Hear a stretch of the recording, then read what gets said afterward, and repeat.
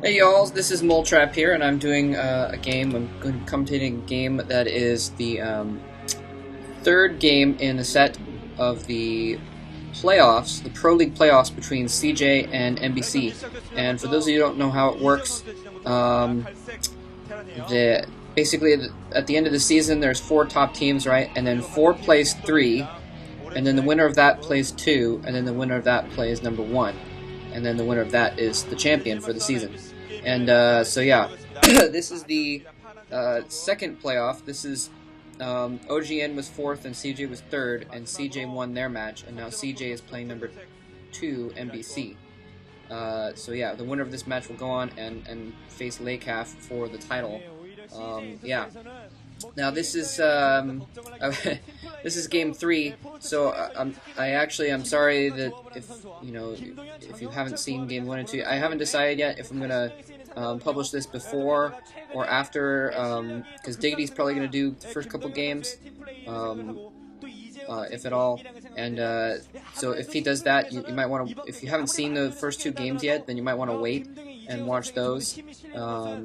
Yeah, so, but if not, then this is game 3, so like I said, I haven't decided yet if I'm gonna actually put them up, or if I'm gonna wait till Diggity puts up 1 and 2 before I put this up. So if you see this before then you might want to go back and watch the other games, because they were excellent games. The reason why I'm commentating is actually, I started off, I was kind of impatient, and I don't have a lot of time to spare today, so I was like, oh, okay, well, maybe we'll just skip it. Whatever, yeah, we'll just skip it. And so I watched the first 2 games, and they were excellent games. And both games, the whole time I was sitting there wishing I was commentating them. So I'm like, okay, well, I guess I'll commentate the 3rd game then. And probably watch this will probably be, well, actually this is probably going to be exciting. Actually, I was saying it would be ironic if it was not exciting after me deciding to do this game, because the first 2 were exciting. In any case, by the way, this is the blue Zerg here in the top left corner is Savior. Looks like he's going quick tech, very standard on 2v2 games. Yeah, you can see this is Saint, and he's the other Zerg in the orange. He's doing the exact same thing. The Protoss is NBS, and he is the other player for CJ. So Savior and NBS, the 2 on the top side of the map, are CJ, and then Light is actually the bottom left-hand player, and just watched him in the MSL doing pretty well, and he's been doing really well lately in general. So yeah, so both Zergs again doing exactly the same thing, putting down another hatchery by the ramp there.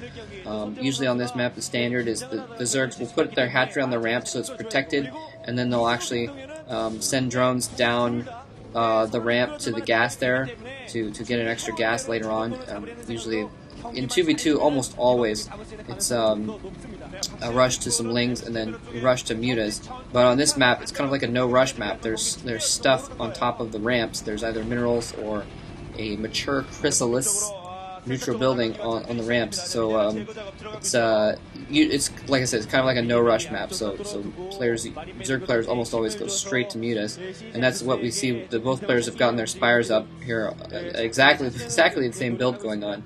And looks like Light going for a bio build here, and that's a pretty standard approach to this, either bio build or sometimes they go for Goliaths. Might have been a better idea to go for Goliaths since the other player is a Protoss. We'll see. And he's getting actually Temple Archives and a robotics facility. NBS going for quick DT mobility, basically. And I didn't spot that before the Citadel. But yeah, so this is going to be pretty crazy, and well, Light is going to have Comsat, because he's getting that Academy up, so the DTs probably aren't going to be too big of a deal, but basically it's going to be up to the awareness of the other players as to whether or not they, whether or not Light and Saint can keep track of things, and basically if they can be aware if he sneaks a DT in their base, specifically when he's got that robotics facility. The Overlord's got nowhere to go. It's trapped in between 2 sets of Marines. That was pretty clever by Light there, pitting that in there. So he does, it looks like, have stims and medics out and everything, so it looks like he's pushing out a little bit here.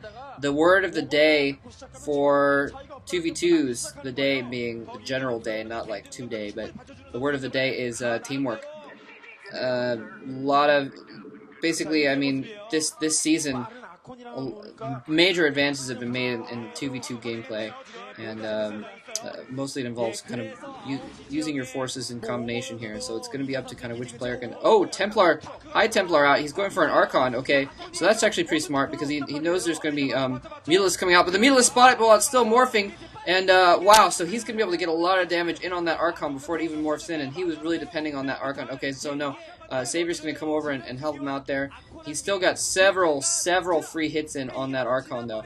It looks like he's actually shuttling the Archon out of his base there, which could be, if he can get that Archon inside of Saint's base, it's going to be bad news for Light. The Mutalisk trying to pick off the shuttle, but they're not quite able. Oh, he dropped out a probe, too. Pylon going down. And Light coming over here to try and save him there. A Zealot in that shuttle as well. And wow, oh my gosh. And that Archon is keeping Saint's Mutalisk away, well away. So they're just able to completely just pound on that Spire. The Spire goes down.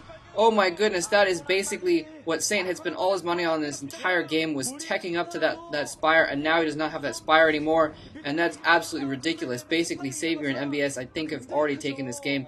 Wow, so absolutely major gambit there. Saint going over there, and now another drop coming in here. A Dark Templar being dropped into Light Space, so again, this is going to come down to awareness. He gets the comsat off, he saw it going off.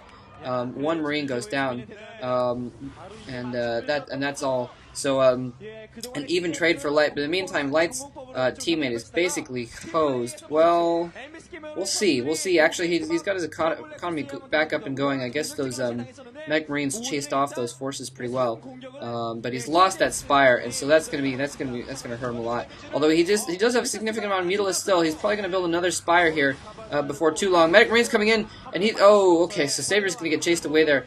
You do not want to, yeah, so he's putting up another Spire. That's very interesting. So maybe it's possible that NBS was not able to affect enough damage. He took out that Spire pretty quick, and that slowed down Saint, but for some reason Saint still has the same amount of Mutalisk that Savior does. It looks like Savior's been building Scourges instead of more Mutas, which is really kind of perplexing. I would see, there's that awareness again. 3 Marines getting picked off before he realized what was going on with that Dark Templar and comsatting it. And, I mean, it got to hand it to him that he was aware enough to at least see that Dark Templar in the first place there. And, okay, so he's running over to this Overlord to try and take that out. One more Marine goes down. Wow, a couple more Dark Templar in the area. I didn't see those before. And Savior coming in here and trying to polish off those Marines there. And he's actually going to pick off that Overlord as well. So now, Light is going to be reduced to using his comset again. That Medic trying to, well, I don't know if the Medic was trying to block the way. Okay, he's got a turret as well. So this Dark Templar is going to get driven off barely. But if Savior had gone back in there and picked off those last few Marines,